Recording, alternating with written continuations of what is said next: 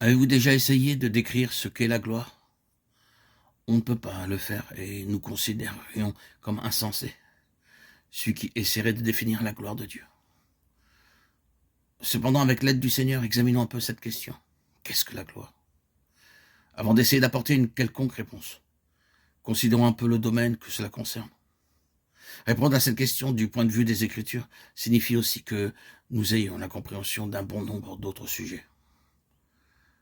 Pour commencer avec cela, comprendre ce qu'est la gloire implique de comprendre Dieu, car il est le Dieu de gloire. Le Dieu de gloire apparu à notre père Abraham, acte 7.2.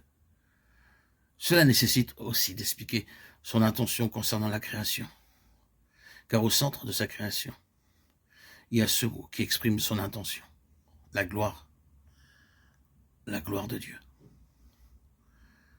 Pour répondre à notre question, il faut aussi connaître la signification de la chute. Premièrement, la chute de Satan, à laquelle toute cette question de la gloire est liée, et ensuite la chute de l'homme. Car au cœur même de l'existence de l'homme, dans le dessein de Dieu, réside cette question de la gloire. Ensuite, il faudrait connaître la nature et la signification de la vie éternelle, de cette vie divine incréée que Dieu désirait, que l'homme possède et qu'il n'a jamais eu jusqu'à ce qu'il l'ait en Christ. Pour cette vie, il y a potentiellement cette gloire. De plus, pour connaître la signification de la gloire, il faudrait connaître la signification de la rédemption, car encore une fois, la rédemption gravite autour de la gloire. Remarquez que là où la rédemption est présentée comme un fait accompli, même en type, la gloire est reliée avec cela. Considérons l'autel et la cuve d'airain et tout ce que peut signifier la rédemption. Et la finalité de cette question, c'est la gloire de la Shrina, de la présence divine dans le lieu très saint. Tout aboutit à la gloire. Comprendre la gloire sera donc comprendre la rédemption.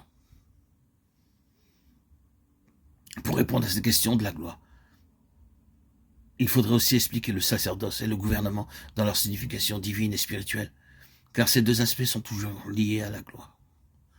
De toute manière, pour comprendre la gloire, il est nécessaire de parcourir toutes les Écritures. Quand je vois cette question de la gloire, je redécouvre la Bible. Je pensais que ma vieille Bible était merveilleuse, mais inaccessible pour moi, et cela met une Bible nouvelle entre mes mains. Il en sera de même pour vous si vous voyez la signification et le contenu de la gloire. Cela nous permettra de saisir toute la signification de Christ. Il est la gloire de Dieu. Toute la gloire de Dieu est centrée et réside en lui. Toute son œuvre est liée avec la gloire de Dieu. Il vint en ce monde duquel la gloire était partie, comme le gardien de la gloire de Dieu. Comprendre la gloire sera comprendre Christ.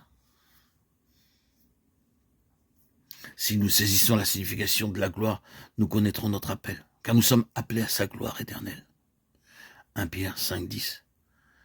Pour célébrer sa gloire. Éphésiens 1, 4, 6. En outre, il nous faut comprendre notre vocation et notre service, car après tout, en quoi consiste le service de Dieu? Tout service de Dieu et pour Dieu peut être mesuré en tant que valeur spirituelle par un mot, la gloire. La gloire de Dieu.